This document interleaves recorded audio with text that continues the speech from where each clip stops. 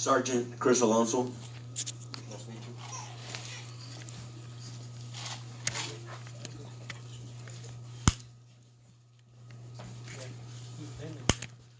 Lieutenant Gonzalez.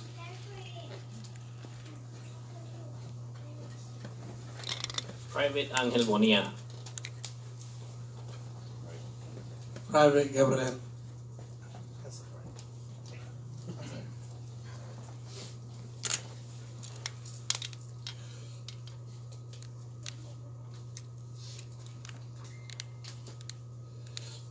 First, we are showing a quick video on the history of the Brown Berets. We started in 1967 in Los Angeles and spread out to different cities.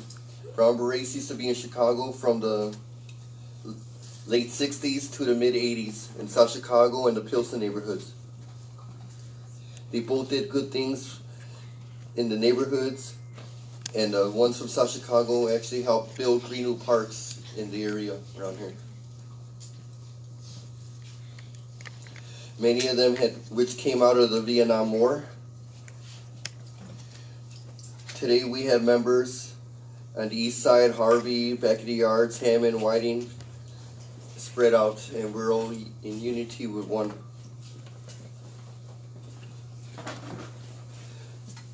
We are a civil rights group that feeds the homeless, helps people in need, educates the community, and protects everyone in need when possible.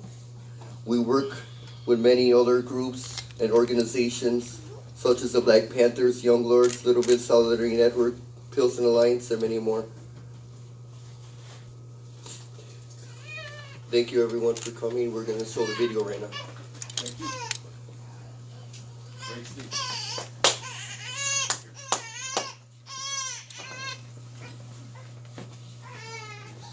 Brown Berets, a Chicano identity. The term Chicano has not always had a powerful definition to it.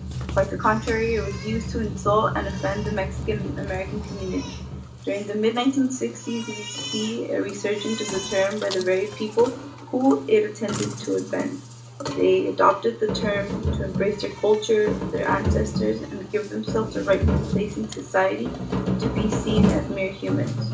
One of the youth groups who embraced the term Chicano were the Brown Berets.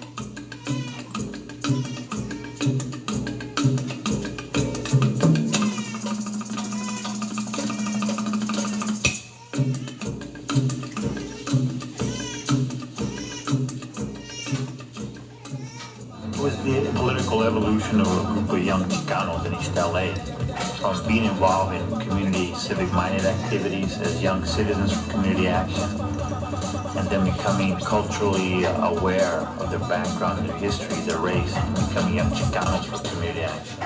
The Brown Berets were not the first militant organization of youth targeting the problems of their community that involved police brutality, educational discrimination, access to health care, along with other issues. The Brown Berets were inspired by the Black Panthers. After the Watts riots in 1965, the Black Panthers were established October 1966 in Oakland, California, and dubbed themselves as revolutionary Black nationalists and socialists. Their heart in self-determination and boldness to push for the right to be armed to defend their neighborhoods inspired and provoked the Brown Berets to start involving themselves in the betterment of their communities. Among the clear similarities that can be seen by the Black Panthers and Brown Berets, we see this evidently through the creation of the 10-point program, first created by the Black Panthers and a few years later by the Brown Berets. The Brown Berets' 10-point program is a list of 10 demands that varied from urging the unification of people of color to regulation of the police and the demand for the right to arms. An instance of unification amongst the Black Panthers and the Brown Berets were the organizing of protests to free Huey Newton from jail and standing together in the Poor People's Campaign in 1968 in an effort to gain economic justice for poor people. The Brown Berets, just like the Black Panthers, were presented to the public as dangerous, armed people of color that were only created to disturb the peace of American society. By further investigating the aid they provided to their community, anyone will notice the great resources they created without any intentions of malice. The free breakfast for kids provided food for children in East LA due to their low socioeconomic status that the Mexican community faced in the late 1960s. Along with providing food for their young children, they had free clinics, known as El Barrio Free Clinic, which were not limited to just evaluating physical health, but as well as psychological needs and assisting in alcohol and drug counseling.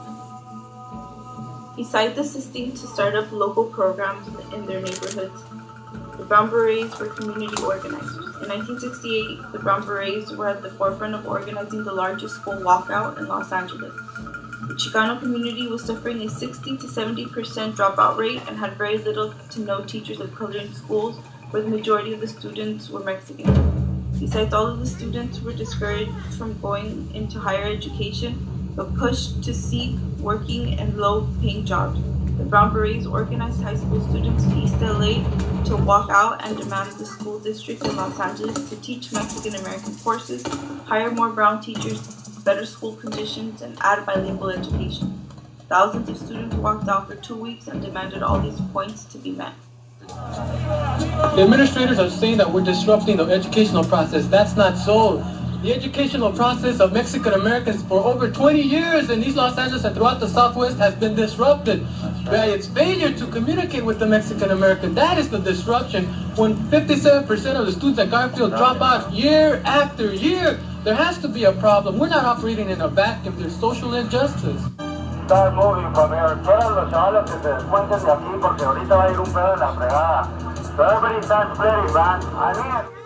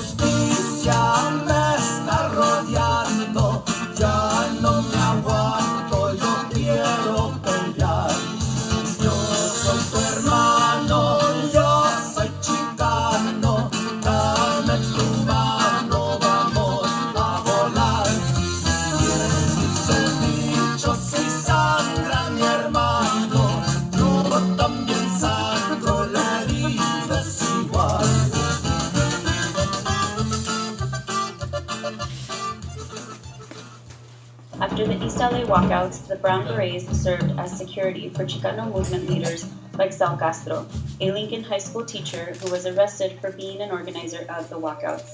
We see them as protection for Reyes Tijerina, who advocated that communal lands in Nuevo Mexico be returned to Mexican families whose lands were stripped away from them by the unmet Treaty of Guadalupe Hidalgo of 1848. They also served to protect Cesar Chavez, the founder of the United Farm Workers Union and one of the organizers for the Delano grape strike. We see Brown Berets as keepers of the peace in the first Chicano Youth Conference in Denver, Colorado in 1969, and East Los Angeles Moratorium of 1970.